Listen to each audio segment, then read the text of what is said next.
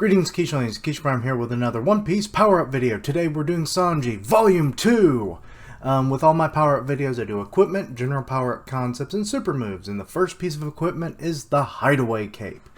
This idea came to me in Chapter 988 when I was reacting to it, and reacting specifically to the moment where Sanji rescues Momo, and he's kind of just floating in the air and everything, and people are like, what's going on? He's like, I'm flying.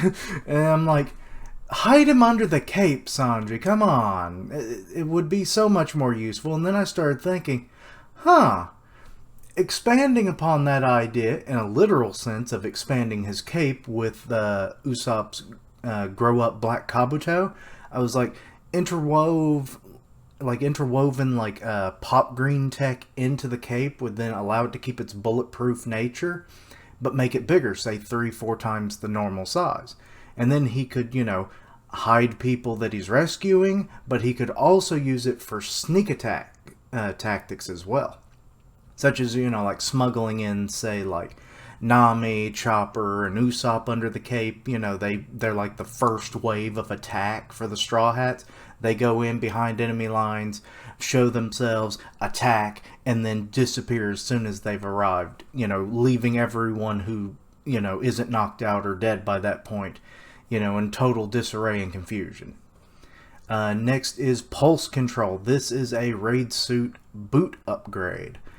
This comes in the form of, seeing how they have, a flotation device in them that allows the user to stand in, mid-air. I was like, it has kind of an air pulse kind of coming off of it. So if you could improve that ever so much, it could have a few various capabilities, such as an effortless knockback attack where Sanji doesn't have to use as much force when he normally kicks someone, and then it's he conserves on his strength. But also, he could use it as a ranged attack without even necessarily touching the target. He's just hitting them with a pulse of air. And this could be used to vary up his range and really conserve on his strength even further. When he's trying to get to one of the big bads of the arc that he's supposed to be matched up with, he can take out fodder left and right trying to get to them in a quicker manner. Next is the mask upgrade. This comes in the form of, his normal mask is very simple, and I was like, I hate that it's it seems to serve no function other than to hide his identity. So I was like, what if we gave it some functionality of a gas mask and a scuba mask? So then he can survive in hazardous locations, where gas is in the air that's poisonous, or a scuba mask where he can go underwater and save a devil fruit ally from drowning.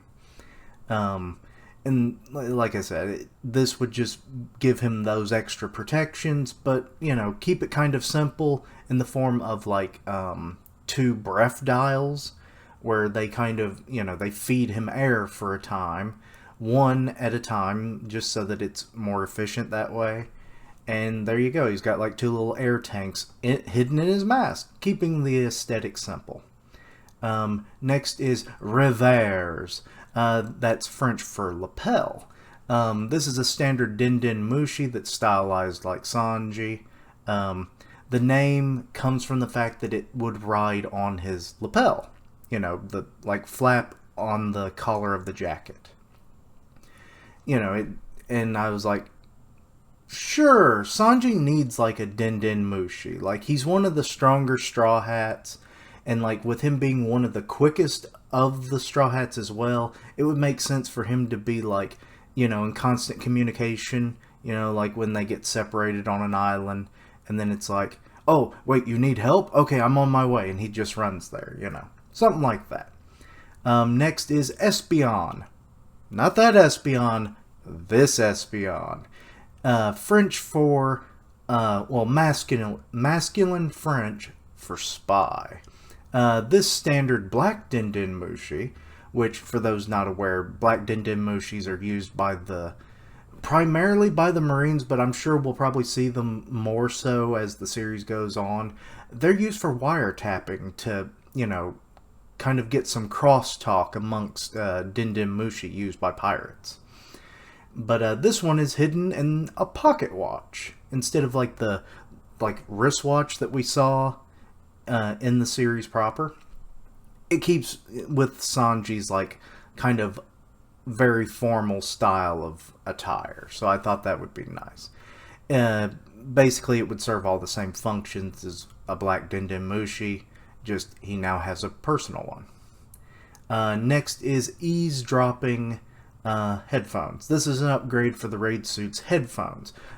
Probably they serve as ear protection and whatnot, but let's have little Espeon kind of join him now, where he kind of slips into one side or the other, and then he can then record information that Sanji gathers, or, combined with Revers, they can then, pick up and wiretap enemy communications.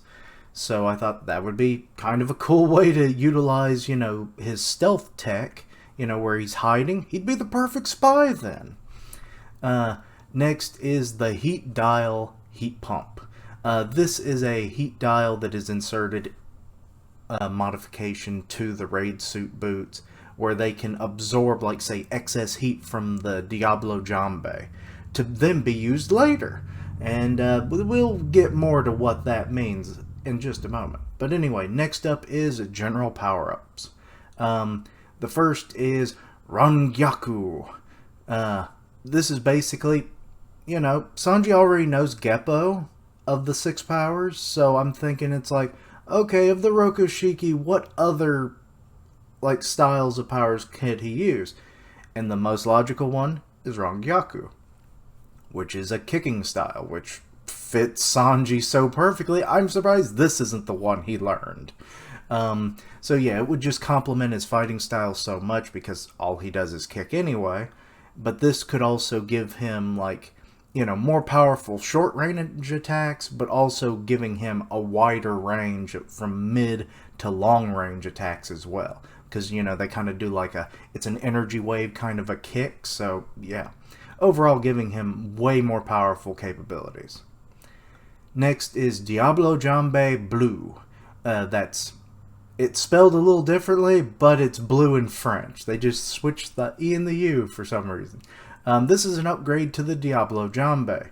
You remember that heat pump I mentioned earlier? Well, this is when it comes into play. The excess heat that he absorbs is now being pumped into a regular Diablo Jambe, making the flames burn hotter and finally turning blue, because they are burning more pure. And blue flames are a hotter form of orange and red flames. Next is Diablo Jambe Blanc, which is white in French. This is just yet again another further upgrade to the Diablo Jambe, where he's already got blue achieved at this point, but now this is where he takes Hell's memories to its darkest levels. All those, the most repressed dark memories he ever had, are now coming to the surface, and the blue flames are now being heated to such an extent they become a brilliant white. Next is super moves. The first is Spatula Press. Basically, this is a downward stomp attack where he just kind of uses the boot or the pulse control of the raid suit to then just press a target into the ground, and then finishing them off with a strong stomp. Next is Panini Press. This is kind of an upgraded, more powerful version of the Spatula Press, where it basically doing all the same thing, but this is with the advent of him being in Diablo Jambe. So yeah, he then turns them into a flattened, burnt mess at that point. So yeah, much more powerful. Next is Diablo Jambe à la vapeur, which is steamed in French. While Diablo Jambe is active, he uses Rangyaku, or Rangyaku. Sorry, the words don't always flow off my tongue. Sending weak, heated kicks all across the area that he's fighting in, slowly raising the temperature in the room until it just becomes like a steaming pot. And this, his foe is now being, assaulted by the heat, getting heat exhaustion, and the steam and stuff is obstructing their vision, making them for a far easier target to deal with. And then he just kind of comes in and just wrecks their shit. Next is Diablo Jambe Blue Brûlé. This is an upgrade, an attack using the blue form, which brûlé means burnt in French, so you can imagine where this is going. Utilizing the blues, like scorching hot blue flames, he just chars everything he touches with his kicks. And finally, we have Diablo Jambe Blanc Fondre, which is melt in French. Using the most intense white flames of the Blanche form, it's just, they're burning so hot that when his kicks finally make contact with any surface or target, they start to melt.